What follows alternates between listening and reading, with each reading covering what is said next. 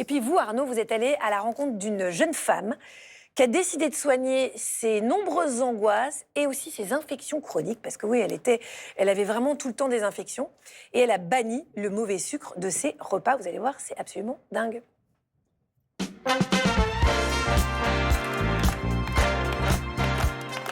Effectivement, vous allez voir, c'est le portrait de Juliette. C'est hyper inspirant parce qu'en fait, Juliette, elle était comme beaucoup, très angoissée. Elle tombait très souvent malade. Je pense que vous avez dû être confronté à ça, docteur. Elle était dans une errance médicale, elle ne savait pas quoi faire. Jusqu'au jour où elle s'est prise en main. Elle a fait une formation en nutrition. C'était un peu la dernière carte qu'elle jouait, la dernière chance. Et en fait, elle a réussi à enlever tout le sucre raffiné de son quotidien. Et le résultat, il est spectaculaire. Jules est parti à sa rencontre chez elle, à Saint-Raphaël, dans le Var. Et bonjour. Et bonjour, comment allez-vous? Ça va et vous? Bien, merci. Merci de nous accueillir. Et avec grand plaisir. Bon, je vous suis. Allez, on y va. Sur les réseaux sociaux, Juliette, alias Happy Body by Ju, propose des conseils et des formations autour de la nutrition. Elle en est convaincue, notre alimentation influence autant notre corps que notre bien-être mental. Racontez-nous un peu votre routine le matin alimentaire. Qu'est-ce que vous mangez au petit déjeuner? Là, je vais vous montrer. On va faire un lunch intéressant, on va dire, pour le corps. Au programme de ce petit déjeuner, œufs brouillés, guacamole, yaourt végétal et pétales de sarrasin, accompagné d'un petit secret d'Happy Body Jus. Là, c'est du sirop Diacone. C'est vraiment le sucrant qui a l'indice glycémique le plus bas. Et c'est vraiment le sucrant que je vous recommanderais d'adopter, on va dire, au quotidien. S'il faut même sucrer le café, le thé, etc. Voilà. Un petit déjeuner garanti sans sucre raffiné, mais tout de même très gourmand. C'est bon, c'est des goûts qu'on n'a pas l'habitude. Mais c'est bon. Et puis il y a ce côté sucré, du coup, avec ce sirop quand même. Pour garder la texture. Je reprends même une deuxième. Allez. Aujourd'hui, sa routine alimentaire est donc totalement dépourvue de sucre, mais ça n'a pas toujours été le cas. Son sevrage a débuté il y a 8 ans.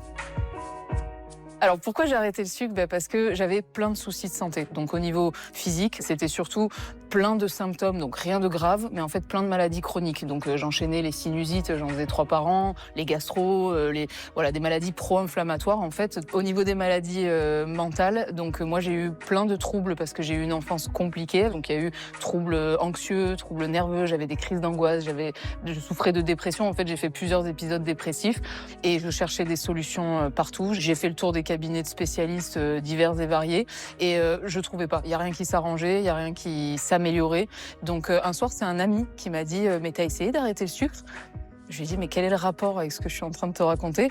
J'ai fait un peu mes recherches, j'ai regardé et j'ai commencé à comprendre et à me dire ok, le sucre effectivement il peut jouer un rôle en fait dans tout mon système de santé.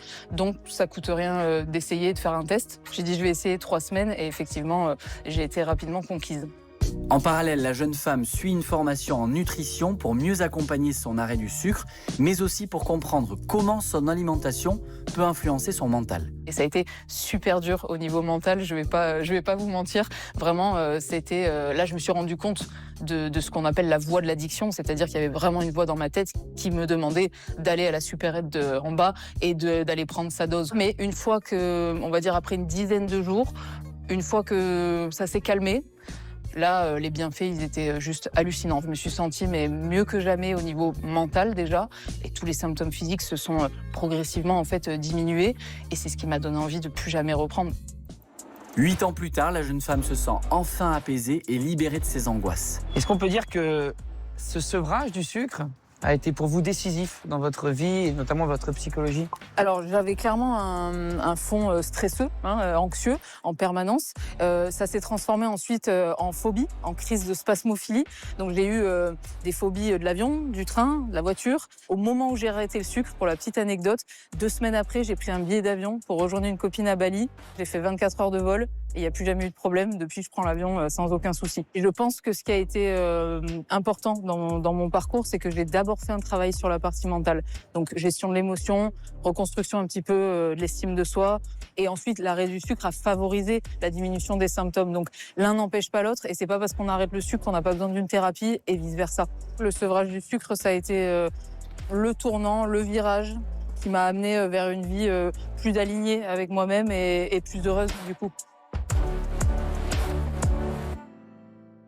Docteur, tout ça, moi, ça me fait penser, j'ai une question. Quand on est à l'école, quand on est petit, on a des cours de prévention routière. Oui. Est-ce qu'on ne pourrait pas avoir aujourd'hui des cours de nutrition à l'école, justement, parce qu'il y a tellement de...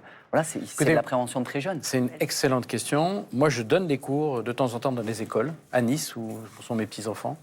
Et d'abord, ça me fait un bien fou, parce que vous apercevez que les enfants sont très réceptifs à ce genre d'informations, et en général, ils communiquent l'information à leurs parents. C'est ça qui est très, très drôle. Mais il n'y a pas vraiment de programme national sur ce thème. Et je pense que c'est un message que je porte, parce que je suis très militant là-dessus.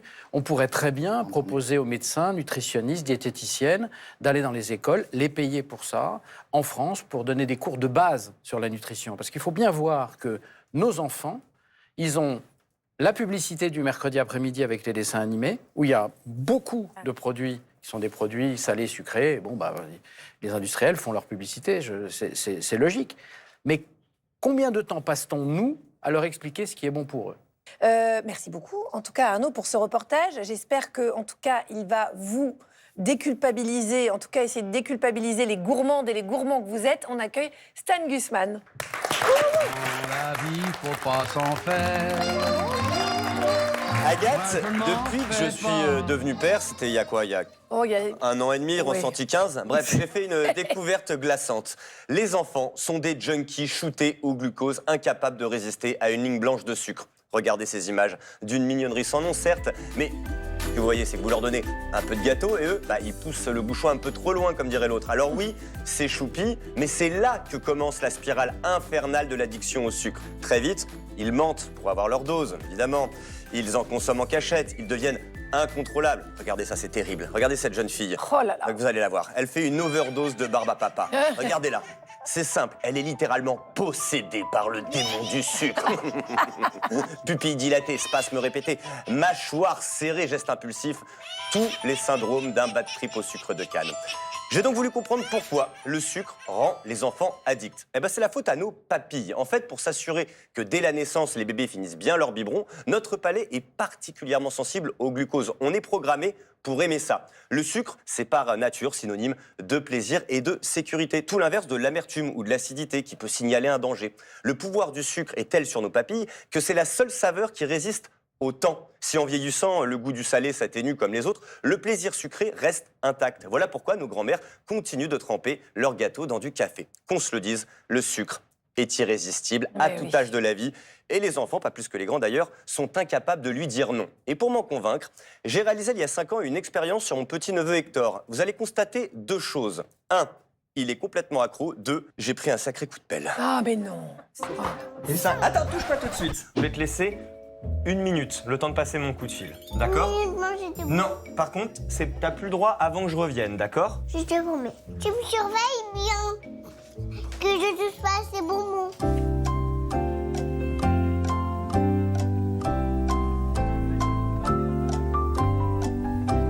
Bye bye. Alors, t'as mangé un bonbon? Non. Non, t'es sûr? Non. Pas un seul bonbon. Non, regarde.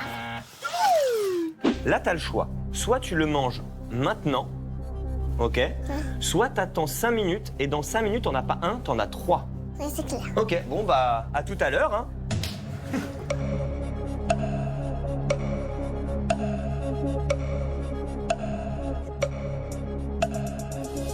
Attention Hector, ça fait 5 minutes. Non, je l'ai pas mangé, je vais pas manger, je vais pas manger. Tu l'as pas mangé du tout? Non. Ah bah comme promis, alors du coup, je te donne les 2 autres chamallows. Ça fait 3 chamallows pour toi. Bien joué. Est-ce que je peux nourrir les bonbons dans la boîte? Allez hop, t'as le droit d'en choisir 2 pour finir. Allez, 3. Non, tu lâches ça. Ah, il y a la maman qui arrive. Il y a la maman qui arrive. Chez France Télévisions pour les bonbons. Voilà, je l'aime. Oh là là. Je l'aime. Il est trop mignon. Il est trop mignon.